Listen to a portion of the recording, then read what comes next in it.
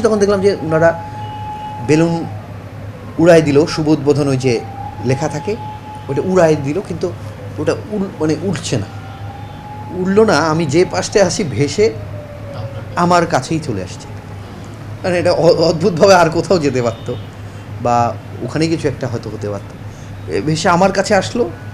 আর আমি ওইখানে শুভ উদ্বোধনে কী লেখা, আমি জাস্ট কেবল ওইটা মানে আমার একবারে গায়ের কাছেই চলে এসছে, আমি ওইটা খালি জাস্ট এই দেখতেছি। এবং আরও 3-4 জন পুলিশ আসছে যে ওটা উড়লো না, এটা জাস্ট একটু দেখতে বা কোনোভাবে উড়ানো যায় কি না, কারণ গেস্টটা ট্রাই করছে, এটা একটা কেমন একটা বিব্রত ঘর যে উড়লো না।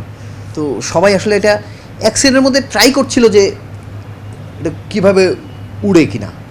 তো ওই একজন ওই যে ভারী ইয়াটা শুভ উদ্বোধন লেখা এই কাপড়ের, তো কেউ একজন হয়তো ভাবছে যে এটা ভারী, এটা খুলে দিলে হয়তো উড়বে।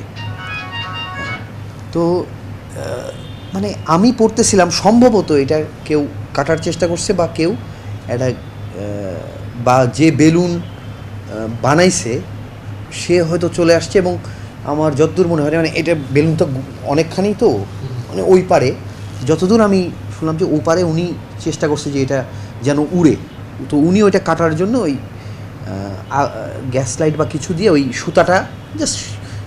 সুতাটা পুরাই দিলেই মানে ওটা খুলে পড়ে যাবে। তো ওইটা হয়তো ট্রাই করছে, কিন্তু এই আগুনে আপনার এই বেলুন কোনো একটা বাস্ট হয়েছে। তো আর এটা চেনভাবে সবগুলো মানে মিলি সেকেন্ডে মানে চোখের পলকে একসাথে মানে বাস্ট হয়ে গেছে সব। এবং ওর মধ্যে ওই গ্যাসটা মানে খুব দাহ্য মানে গ্যাস, হ্যাঁ। তো গ্যাসটা একবারে জাস্ট আগুনের একটা ফুলকি হয়ে গেল, মানে এতখানি জায়গা জুড়ে মনে করেন একটা আগুনের ক্রিয়েট হয়ে মনে করেন মানে 1 সেকেন্ড খালি আগুনটা এইরকম করে মানে হাওয়ায় মিলে। আমি পুলিশ লাইনে আর কি ওখানে পড়ার পর প্রথমে তো নিয়ে গেল এই গাজীপুর হাসপাতালে। তো ওখানে আমি তো ভাবছিলাম যে হাসপাতালে গেলেই মনে হয় মুক্তি, যে বার্ন আউট হয়ে যাবে, কিন্তু ওখানে যেয়ে দেখলাম যে আমাকে বার্নল বা প্রাথমিক একটা দিল। তো মেইন আমার কষ্ট জীবনের মানে সবচেয়ে আমার লাইফের কষ্ট হচ্ছে গাজীপুর টু এই বার্ন ইউনিট, এই দূরত্বটা। আমি জানছি যে আমার 25% আমার শরীর মানে বার্ন হয়েছে, ওনাদের একটা হিসাব আছে, এবং শ্বাসনালী এফেক্ট হয়েছে, কারণ ফেস বার্ন হলে পারে এটা হ্যাঁ ভিতরে ওইটা হয়। এবং আমার বুক জ্বালাপোড়া করতেছে, আমার এইটুকু মনে হচ্ছে একেবারে পুড়ে একেবারে মানে হয়ে আছে, মানে গরম তাওয়া, পানি শুধু পানি চাচ্ছে এইটুকু। মানে আমি এবং যতক্ষণ আমি ছিলাম সেন্সে ছিলাম, শুধু খালি পানি চাইছি যে আমাকে পানি ঢালেন আর পানি দেন, পানি খাওয়ান। তো ওনারা আবার এই অ্যানেস্থেসিয়া বা কিছু দেওয়ার জন্য হয়তো বললো যে একটু পরে। তো তারপর তো ওনারা ট্রিটমেন্টে চলে গেল। এবং ওই প্রথম ইয়েটা তো খুবই কষ্টের, কারণ ওই সময় কোনো দিতে পারেন অ্যানেস্থেসিয়া বা আমাকে অজ্ঞান করার কারণ ওটা কত ঘন্টা যেন না খেয়ে থাকলে তারপরে দিতে পারে। তো যাই হোক, তো আমি জ্ঞানে আছি মনে করেন, আমার চোখের সামনে থেকে এই স্কিনগুলো সব টেনে টেনে ছাড়াচ্ছে, এবং এই সব জায়গাগুলো দিয়ে আমি নিজে দেখতে পাচ্ছি, একবার এই হাত চিল্লাই একবার এই হাত চিল্লাই, কারণ এটা চোখের সামনে মনে করেন ঘটতেছে। এবং লাইফে ফার্স্ট টাইম আমি এরকম একটা অ্যাক্সিডেন্টের শিকার হলাম। এবং প্রথমে আমি কিন্তু বুঝতে পারিনি যে আমার এতটা মানে খালি জ্বলতেছে, কিন্তু কোথায় কোথায় যে বার্ন, আমার মুখ বার্ন হয়ে গেছিলো, কিন্তু হাতের ব্যথার কারণে আর মুখটা আমার খেয়াল নেই। মানে এর চেয়ে যেহেতু এটা একটু কম ব্যথা, আমার সমস্ত ব্যথা মনে হচ্ছে আমার এই হাত জুড়ে। তো তারপর এইটা গলার এদিক দিয়ে যখন আস্তে আস্তে টেনে চামড়া করলো, তো আমি সাদা দেখতে পাচ্ছি, লাল দগদগে এই স্কিনগুলো আমি দেখতে পাচ্ছি।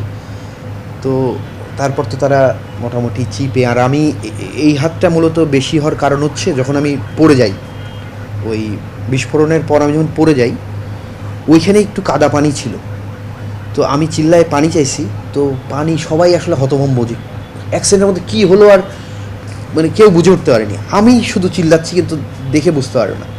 আমি ওই কাদা পানি তুলে লেপসি, মানে পানি ছিটাইছি আর কাদা তুলে লেপসি, কারণ আমি যে এই ঠান্ডা কাদা আমি ঠান্ডা করতেছি একটু হলেও। তো আমি মনে করেন যতটুকু ছিলাম লেপসি। তো ওইটা আরও আমার একটু ইয়েই করছে, কারণ এই পরিষ্কার করার সময় এই কাদা তোলার জন্য আমাকে এখানে বেশি ওনাদেরকে কষ্ট করতেছে, একবারে মনে করেন যে ইয়ে পাতিল মাজার মতো করে এরকম করে ওটা পরিষ্কার করতেছে। তো এই মানে ওই মুহূর্তটা আমি এখন বলতে লাগলে মনে হয় এখনও সেন্সলেস হয়ে যাবো, এরকম আর কি। পেইনটা এরকম মনে হচ্ছে চুলার মধ্যে দেওয়াই আছে হাতটা, না হাতটা বের করা নাই, এর চুলার মধ্যেই কাজ হচ্ছে, এরকম আর কি অবস্থা। তো যাই হোক, ডাক্তাররা আর কি সব মোটামুটি ক্লিন করে দিলেন, দেওয়ার পর ব্যান্ডেজ দিলেন। ও ক্লিন করার সময় আমি আস্তে আস্তে দেখতে পাচ্ছি যে মানে যে যে জায়গায় চামড়া তোলা হয়নি এইসব জায়গা অটোমেটিক ততক্ষণে ফুলে উঠছে। দেশের বাইরে থেকে অনেকে খোঁজ দিছে মানে, এবং তারা বলছে যে আমার এখানে ট্রিটমেন্ট করার কোনো সুযোগ থাকলে আমরা ব্যবস্থা করে দিচ্ছি, তুমি আসো। আইজিপি স্যার এসেছিলেন, পুলিশের সবাই এসে বলছে যে তোমার জন্য পেপারস রেডি। আমি বলছি যে আমি বাইরে মানে যাব না, আমি যা হয় আমি এখানে। কারণ হচ্ছে যে আমি এই বিশ্বাসটা করি যে যেমন মাহাথির মালয়েশিয়া যখন তিনি অসুস্থ হয় বলে যে আমার ট্রিটমেন্ট আমার দেশে হসপিটাল হবে, দেন আমার ট্রিটমেন্ট এখানে হবে। তারপরে কিন্তু তারা স্বয়ংসম্পূর্ণ হয়েছে। তো আমি একটা ছোট মানুষ, আমার বলাতে কিছু আসলে যায় আসে না, কিন্তু তারপরে আমি চাই যে আমার দেশের সমস্ত লিডাররা যদি দেশে সমস্ত ট্রিটমেন্ট করে তাহলে এদেশের সমস্ত হাসপাতাল বলেন বা অন্যান্য প্রতিষ্ঠান স্বয়ংসম্পূর্ণ হবে। পুলিশ প্রশাসন তাদের সর্বোচ্চটা আমার জন্য ওনারা চেষ্টা করেছেন এবং এখনও আমাকে সার্বক্ষণিক প্রতিদিন কেউ না কেউ খোঁজ খবর নেন এবং এখনও দায়িত্বে একজন পুলিশকে রেখেছে যে যদি ইমিডিয়েট কোনো কিছু দরকার হয় আত্মীয় স্বজনের বাইরে সেটার জন্য প্রস্তুত আছে, এবং তারা রেগুলার খোঁজ খবর নেয় যে আমার কোনো দরকার আছে কি না, এবং তারা এই আশ্বাসও দিয়েছে যে আমার যদি ভবিষ্যতেও আমার যদি কোনো এই কারণে যদি কোনো প্রয়োজন হয় তো তারা আমাকে সর্বোচ্চ সাপোর্ট পাশে থাকবে পুলিশ।